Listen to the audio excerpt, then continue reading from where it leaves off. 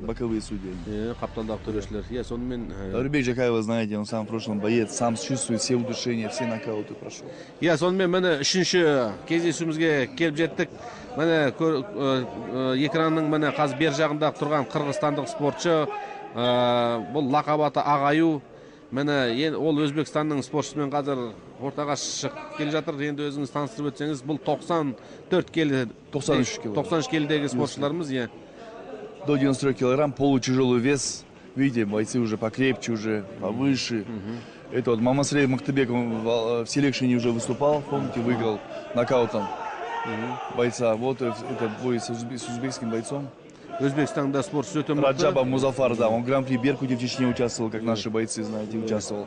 Выиграл там 2 боя, третий, к сожалению, проиграл, ну, его уже включили, он является первым номером Узбекистана. От салмақта. Да, Раджаба Музафар. Тоже ударник такой, тоже, ну... Я был көріп тұр, екеуде тік төбелескен жақсы көреді. Мамасалиев Мактыбек, член сборной Кыргызстана по боксу. Ну, попытался на лицензию не смог, к сожалению, взять.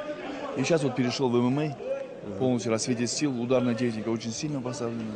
Бұл спортшы жасы 24-те, Мақтыбектің Ағаю, қырғызстандық спортшы. Қазір Ош қаласында заңгерлік білім, заңгер болып қазір оқуын оқып жатыр. Заңгерлікте болашақта заңгер болам деген арманы да бар. Оқудан бөлек спортпен де айналысады. Мені осындай мықты спортшылар бар кезде Қырғызстанның талай жетістігіне жетеді ғой. Это восходящая звезда Кыргызстана, можно сказать так сейчас. Міне бұл арада енді көрдіңіздер, мына ақ қолғап киіп жүрген бұл Қырғызстан спортшысы, мына көк қолғап киіп тұрған мына сол жағымыздағы бұл Өзбекстан спортшысы. Раджабов Музафар. Мамасалиев Мактыбек. Мамасалиев Мактыбек бауырымыз. Мы этот бой тоже хотели увидеть, этот файт-карте, когда был заставлен состав пар. Там был очень интересный этот бой. Обои ударники, обои видно, что только будут вперед идти. О, мені болды мені. Правый боковой. Ол мен қазір мені өзбек спортшысын кішігірім ұйқыға жіберді десек те болады. Тяжелый нокаут. Провел Мамасалиев Мактыбек. Смотрите, тяжелый нокаут. Полутяжелый вес. Қазір. Мені мына жерден қайталаудан тағы бір көретін боламыз. Повтор, вот, правый сбоку. Мені, анық көрінді. Боксерский. Өзің боксшы екен видно, да, видно, жақсы кейде бір спортшылар болады ғой, бокспен айналысады, бірақ жаңағыдай аяқпен теуіп күресіп жатады, өзінің негізгі несі бокс екенін ұмытып қалып жатады. Мысалы дәрігерлердің қарау үстінде. Мысалы енді осы арада бір сұрақ қойғым келіп отыр, өздеріңіз Ресей жаққа өнер көрсетіп қайттыңыздар ғой, мысалы былтыр бардыңыздар, биыл да бардыңыздар, бауырларымызды Болгарияға да жіберіп сөйтіп жатырсыздар. Мысалы осы жастарға қалай өнер, қалай болып жатыр Қазақстанда? Да, хорошо провели, да, мы вызывали в России уже, мы хорошо соревнования проводили, но мы туда стараемся лучше вывозить, там тоже, когда обсуждение идет, мы, например, просим Армана Успанова, чтобы поехал, они говорят, нет, пускай приедет, другой приедет, видишь, тоже уже знает уже известных бойцов, тоже не хотят у себя рейтинг портить. И вот такое обсуждение, у нас переговоры идут, мы хотим такого бойца, они хотят такого. Ну так все хорошо идет. Вот съездили в Сочи недавно, тоже провели, Ансаган Кусаинов, Адиль Бурамбаев съездили. Нет, они неудачно выступили, даже это же они не первый состав, знаете. Пригласили только их, и всех бойцов выбрали. Они после первого, когда мы сенсацию провели в Сочи, когда мы были в прошлом году, после этого они уже стараются выбирать. Да, Арман Успанов, Хандураев Мурат показали, хорошо знаем. Вот ему хочу тоже большое спасибо сказать, что он с рождения берет детей, и представьте, а мы уже взрослые же профессионалы, уже везде обкатывали, везде пробуем. А он с нуля, это сколько трудов, сколько нервов, сколько тренерского. Солардың бәрін қазір жаттықтырып, сондай кішкентай кезінен бастап. Бегнар бауырымызға үлкен мақтанышпен мақтанатын нәрселер көп екенін міне бүгін естіп жатырмыз. Құттықтаймыз бауырымызды да. Жай айтып отқан жоқ, бұл арада Асқат деген үлкен ағалары осындай жақсы тілектер білдіріп отыр. Мы его всегда приглашаем на турниры, даже у него же нет взрослых, чтобы, ребята, он сам говорит, я вот доведу до взрослых, и уже вы дальше уже будете тащить, вы уже такая промоутская организация, которая любите, где только не выступаете, поэтому большое спасибо от души. Парень, который вот от души, не как некоторые есть такие люди, которые, знаете, ни себе, ни людям, он именно хочет, чтобы казахстанский флаг поднимался, чтобы Дұрыс. Міне енді ортаға 6-шы жұп шығуда. Салех Хасанов, Тәжікстан, оның қарсыласы Қырғызстаннан келіп отыр Мықтыбаев Мамасалиев. Бұл ағаю деп аталады. Бұл ағаюдың соққылары өте жойқын келетін. Осыған дейінгі жаңағы кездесулерін көріп жүрміз. Тек мына ауыр әдіс емес, бұның соққысы ауыр. Қырғызстандық Мықтыбектің. Салех Хасанов Перс, Тәжікстаннан келген, Душанбе қаласынан, команда Touch Fighter, жасы 25-те, бойы 1.80. Оның қарсыласы Мықтыбек Ағаю Мамасалиев, Қырғызстан Ош қаласынан, міне жас күш командасының атынан шығуда.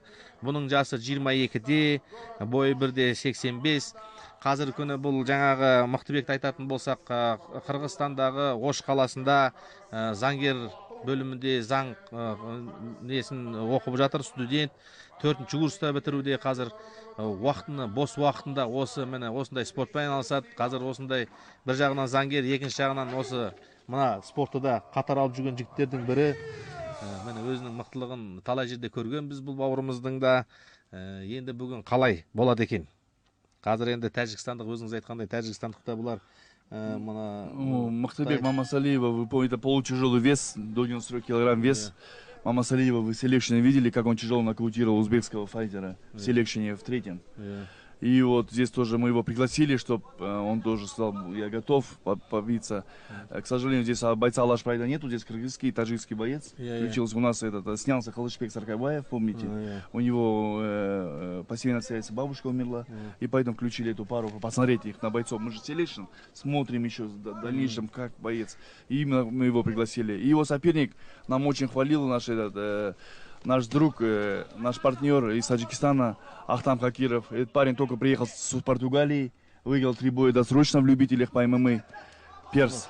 И он очень его хвалил, и вот мы хотели этот бой посмотреть. Да, его базу его с Португалии выступил. Он чемпион Европы стал по боевому самбо в Португалии.